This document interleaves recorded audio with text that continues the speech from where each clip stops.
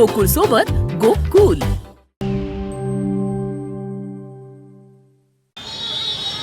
आणि आपल्या सगळ्यांना माहिती आहे की महाविकास आघाडी आणि इंडिया आघाडीच्या माध्यमातून हे तिकीट जाहीर झालं।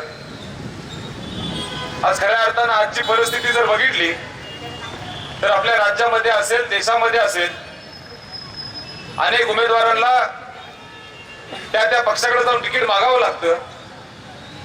पण खऱ्या अर्थानं कोल्हापूर लोकसभा मतदारसंघ हा एकमेव मतदारसंघ असेल जिथे सर्व पक्ष एकत्र आले आणि आदरणीय महाराजांची उमेदवारी जाहीर केली। हे खऱ्या अर्थानं कोल्हापूरकरांचा सन्मान आहे, हे माझ्यासारख्या कार्यकर्त्याला या ठिकाणी वाटते। आज आपल्या सगळ्यांना माहिती आहे, ज्यांचा उल्लेख गेल्या अनेक वर्ष आम्ही सगळेजण या ठिकाणी करतो, ते आदरणीय राजश्री छत्रपती शाहू महाराजजींचा आणि त्यांची दूरदृष्टी, याचा लाभ खऱ्या अर्थानं कोल्हापूरला नेहमी झालेला आहे। शेती असेल, शिक्षण असेल, कला, क्रीडा, सांस्कृतिक असेल, या सगळ्या क्षेत्रामध्ये अनेक निर्णय हे आदरणीय महाराजांनी त्या काळामध्ये घेतले आणि कोल्हापूरला आधार द्यायचा प्रयत्न सातत्याने या ठिकाणी केला। आज खऱ्या अर्थानं त्यांच्याबद्दल जेव्हा आपण उल्लेख करतो तेव्हा आपल्या सगळ्यांना माहिती आहे, आपण कोल्हापूरचा इतिहास मांडत असतो। मग राधानगरी धरण असेल, कोल्हापूरमध्ये बाजारपेठ म्हणून शाहूपुरी परिसर असेल, उद्योग क्षेत्रामध्ये अनेक उद्योग व्यवस्था उभा करण्यासाठी उद्योगनगर असेल, कोल्हापूरचं विमानतळ असेल, या सगळ्या व्यवस्था हे त्या काळामध्ये आदरणीय महाराजांनी उभा केल्या। म्हणून आज कोल्हापूर म्हणून आपण सर्व आज या ठिकाणी त्याचा लाभ घेतो। आणि मग जेव्हा ही दूरदृष्टी आपल्या सगळ्यांना माहिती आहे, सातत्यानं आपण त्यांचा उल्लेख करतो आणि मग तोच वसा आणि वारसा आदरणीय श्रीमंत छत्रपती शाहू महाराजजी या कोल्हापूरमध्ये आज पुढे घेऊन जायचा प्रयत्न सातत्याने करतात। आज आपल्या सगळ्यांना माहिती आहे की कोल्हापूरमध्ये आदरणीय महाराजांबद्दल एक वेगळा भावना आहे। आणि मग जेव्हा महाराजांचं उमेदवारी जाहीर झाल्यानंतर मी अनेक भागामध्ये गेलो, मतदारसंघामध्ये फिरत होतो, तेव्हा सगळ्यांच्या मनामध्ये एक चैतन्य होतं, एक ऊर्जा होती की आदरणीय महाराजांची उमेदवारी जाहीर झाली आणि खऱ्या अर्थानं महाराजांच्या माध्यमातून एक वेगळं व्यक्तिमत्व कोल्हापूरमधून आज दिल्लीमध्ये जाण्यासाठी आपण सगळेजण या ठिकाणी अपेक्षा घेतो। आज खऱ्या अर्थानं महाराजांच्या बद्दल जेव्हा आपण बोलतो तेव्हा एक स्वच्छ प्रतिमा, एक चांगलं व्यक्तिमत्व, एक वैचारिक व्यक्तिमत्व हे आपण आवर्जून या ठिकाणी सांगत असतो।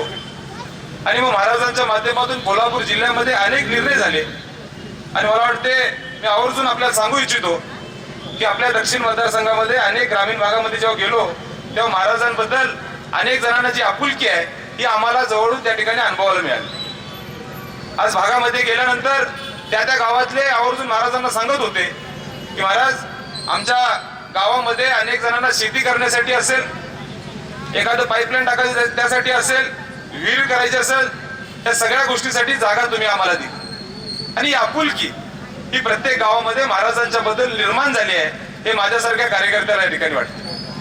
आज खऱ्या अर्थानं आपल्या सगळ्यांना माहिती आहे की काँग्रेस पक्षाच्या वतीनं अनेक निर्णय या देशामध्ये, राज्यामध्ये घेतले। आज खऱ्या अर्थानं सगळ्या घटकांना एकत्र घेऊन जायचा सातत्यानं प्रयत्न झाला आणि मग आपण चांगले निर्णय आज घेत असताना आदरणीय बंटी साहेबांच्या नेतृत्वाखाली या परिसरामध्ये चांगलं काम करायचा प्रयत्न या ठिकाणी केला। आदरणीय बंटी साहेब गेले अनेक वर्ष आपल्या मतदारसंघामध्ये एक चांगलं नेतृत्व हे आम्हा सर्व मंडळींना लाभलं। आदरणीय देशमुख साहेब असतील, आमचे सर्व सहकारी असतील, व्यासपीठावर असतील, आमचे सर्व सहकारी इथे उपस्थित असतील, आपल्या सगळ्यांना माहिती आहे की सातत्यानं आपल्या या सगळ्या परिसरामध्ये चांगलं काम करायची भूमिका आम्ही सर्व मंडळींनी घेतलेली आहे। आज दक्षिण मतदारसंघामध्ये आदरणीय महाराज मी सांगू इच्छितो, आमच्या प्रत्येक वॉर्डमध्ये चांगलं काम करायची भूमिका घेतली आणि अनेक निधी आदरणीय बंटी साहेबांच्या नेतृत्वाखाली आम्ही आणला। आज इथं मोठ्या संख्येनं माता भगिनी, वडीलधारी, तरुण सहकारी उपस्थित आहेत। आज खऱ्या अर्थानं मी आवर्जून या ठिकाणी सांगतो, जरी पहिले 2 वर्ष कोविड या संकटामध्ये जरी गेले असले तर त्यानंतर 2-2.5 वर्ष जे मिळाले त्यामध्ये अभिमानानं सांगतो आदरणीय बंटी साहेबांच्या नेतृत्वाखाली सगळ्यांच्या सहकार्या वतीनं जवळजवळ 700 कोटीची कामं या आम्ही आमच्या कोल्हापूर दक्षिण मतदारसंघामध्ये करू शकतो। हे मला सांगत असताना अभिमान आहे, कारण बंटी साहेबांच्या माध्यमातून सातत्यानं चांगलं काम करायची भूमिका आज आपल्या मतदारसंघामध्ये आम्ही घेतोय। आज खऱ्या अर्थानं आदरणीय देशमुख साहेब असतील, आमचे सर्व सहकारी असतील, आम्हा सर्व मंडळीला तळ आता फोडावानी जपायचं काम, आम्हाला सगळ्यांना आधार द्यायचं काम, पाठबळ द्यायचं काम तुम्ही केलेलं आहे। आणि मग आपल्या मतदारसंघामध्ये जे काही चांगलं करता येईल ही भूमिका सातत्यानं आम्ही सर्व घेत असतो. आज आम्हाला तुम्हाला विनंती आहे, आज खऱ्या अर्थानं ही निवडणूक एक आगळ्या वेगळ्या परिस्थितीमध्ये आलेली. ही निवडणूक अत्यंत महत्वाची आहे. आदरणीय महाराजांनी उमेदवारी का स्वीकारली तर खऱ्या अर्थानं या देशामध्ये राज्यामध्ये आज लोकशाही वाचली पाहिजे ही भूमिका आदरणीय महाराजांची होती. आज दुर्दैवानं आपल्या सगळ्यांना माहिती, पुढची मंडळी संविधान पुसायचं काम करायला लागले, पुढची मंडळी कशा पद्धतीनं द्वेष पेरायचं काम करायला लागले, पुढची मंडळी कशा पद्धतीने भेदभाव निर्माण करायचा प्रयत्न करायला लागले. आणि मग पुढच्या काळामध्ये हा विचार केला पाहिजे की आपण ज्या विचारानं पुढे जातो तो विचार कशा पद्धतीनं आपण स्वीकारायचा आहे. आज खऱ्या अर्थानं आपल्या सगळ्यांना माहिती आहे, आदरणीय महाराजांच्या माध्यमातून या देशामध्ये राज्यामध्ये एक वेगळा विचार पुढे जाणार आहे. आणि हा विचार जर पुढे घेऊन जायचा असेल, मी आदरणीय आजगावकर सरांचं देखील मनापासून या ठिकाणी स्वागत करतो. हा विचार हा जर पुढे घेऊन जायचा असेल तर आपण सगळ्यांनी या 7 तारखेला आदरणीय महाराजांना ताकद देणं अत्यंत गरजेचं आहे. आज खऱ्या अर्थानं आपल्या सगळ्यांना माहिती आहे, आदरणीय महाराजांच्या माध्यमातून सातत्यानं चांगले विचार या कोल्हापूर जिल्ह्याच्या वतीनं आपण मांडत असतो. ज्या कर्तृत्ववान राजांना आपल्याला घडवलं तो विचार पुढे घेऊन जातो. शिवशाहू फुले आंबेडकरांचा विचार आपण पुढे घेऊन जातो. म्हणून मला एवढीच विनंती करायची आहे, येणाऱ्या पुढच्या काळामध्ये आपल्याला भूमिका घ्यायला लागेल. आपल्याला भूमिका घ्यायला लागेल आपल्या प्रगतीची, आपल्याला भूमिका घ्यायला लागेल आपल्या कोल्हापूरच्या विकासाची, आपल्याला भूमिका घ्यायला लागेल आपल्या स्वाभिमान जनतेची.